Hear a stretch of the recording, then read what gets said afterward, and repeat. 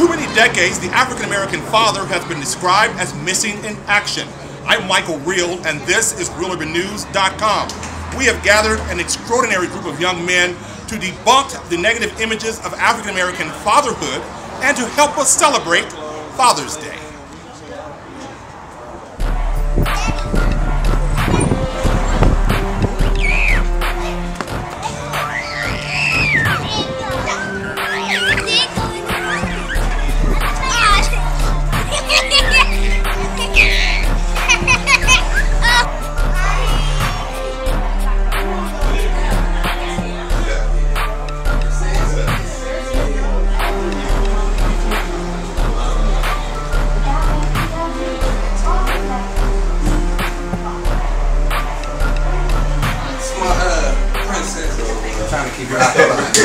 JD, when you think about Father's Day, what comes to mind? When I think about Father's Day, I think about, I don't know, protecting your family, being there for them, and giving them a positive role model. Jerale, when did you first learn that you were going to be a father? I was at work. I had to take a break. I think I took the rest of the day off. Well, to add to his, I remember the exact day, time. No, I don't remember that, but I was in total shock. I didn't feel that I was ready. Emory, for you, talk about your fatherhood journey. Well, it started that day, and I remember talking to God, like, you kind of know me personally. You really want to give me the responsibility of a kid. You know, I always know. Yeah, like, you know me. You really want to do this, but you know, I have a positive role model in my father. So, Wendell, you're parenting two young boys. What's that like? Busy. You know, always doing something. Always on the lookout. For some more or what? I just feel like a lookout boy because I'm always, looking around trying to see what they doing all the time.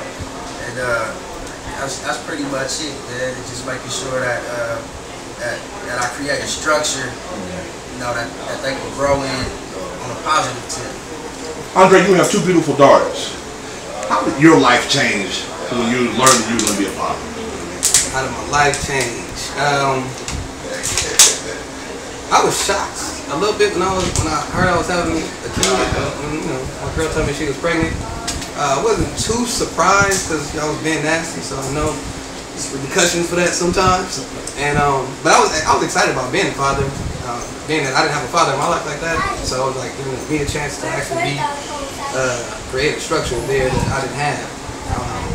But then when I found out I was having a girl, it kind of switched things up. And when you kind of look for the boy, then I had the girls. It was almost a wake-up call. It was like I felt like I had to be more responsible. I had to be an example. Jerale, what were some of the challenges that you faced in the early days of parenting and fatherhood? Just actually having enough time to spend with them. And it's like a really day-to-day thing because they like literally watch everything you do. Yeah. Everything. Good and bad. It's funny because it seems like you kind of notice that they pick up on the bad sometimes more than they do on the good. Like, dang, you didn't see me learn my, read, but you watch me, do whatever or rap this song or whatever, and they'll pick up on that stuff. They pick up on everything. Not to say it's just all bad stuff. They pick up on everything. You just gotta be a little more cautious. Emory, your father was in the home. What lessons did he provide you with that you use now? To kind of teamwork with my lady, my wife.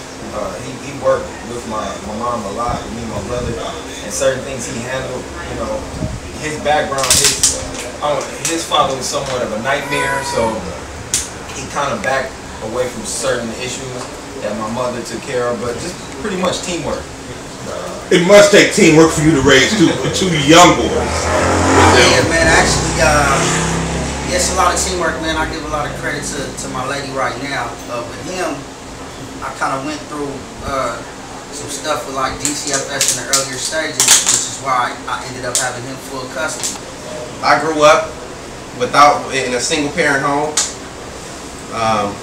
you know, and growing up I always vowed to myself that when I have kids, I was going to be there every step of the way. When you guys, we were talking off camera, when you all hear the negative stereotypes and the negative statistics about African American young fathers, a couple weeks ago President Obama was on the campus of Morehouse, and he shared some words of advice, if you will. He encouraged the young men to be fathers, to be present in their kids' and children's lives. How does that resonate with you when you hear the negative stereotypes about African American young fathers like yourself? Emory? I always say that that generation is lost, gone. Like, I don't know any deadbeats. We all may not be married. We all may not be with the child's mother, or it might be not the typical structure that people are used to. But I don't know any deadbeats that's my age or like that. That generation is long gone. The man has been taken out of the black family for years. It's been something we've been dealing with since slavery. You know, whether it be slave masters taking us out the house, or the crack coming into the city, or the system bringing in welfare or child support, or whatever the case may be. I think that our culture has been. We went through a lot of the ups and downs of having a full family. As a coach and a father, not in that order, what words of wisdom do you share with young men who you see that you coach that may be fathers? What wisdom do you share with them? Well, what I try to teach and instill is discipline. Like, that's a big thing. You know? What about you, Jerale? You have other friends who have kids? Young guys who have kids? What do you talk to them about? Just being there, spending as much time as you can, being a positive influence. Because if you're not there giving that positive influence, you're leaving a gap for negativity to step in. And how will they know it's a negative influence? They may think it's the norm because they see so many other people doing it. So just be there. What do you want young fathers to know about parenting and fatherhood? If you had to say, to give out some advice, what would you share? I would tell them that a lot of fathers, like young fathers, they think because they don't have a lot of money that they can't contribute to their child's life. So then they just give up in all the other categories. But you know, even if you're a young father and you don't have a lot of money at that specific time, you know, still go around your child, spend time with them, let them know that you're there. As we conclude, gentlemen, what's your wish for Father's Day, for fathers around the world? To appreciate what they have. Father's Day, just want everybody, you know, all the fathers to just be appreciated. You know, that's it. Just that, let every father know, like, you don't have to, like, kind of reach out to other kids necessarily. You know what I'm saying? Like, you don't have to be their dad, but kind of look out. You know what I mean? Like, I try to, I mean, this may sound bad, I look out for young black boys. I have to. For the fathers that are actually fathers to be appreciated. I like to see Father's Day get to the point to where it's appreciated like Mother's Day. We celebrate like Mother's Day. I'm Jamaal Dean. This is my son, Jamaal Dean Jr.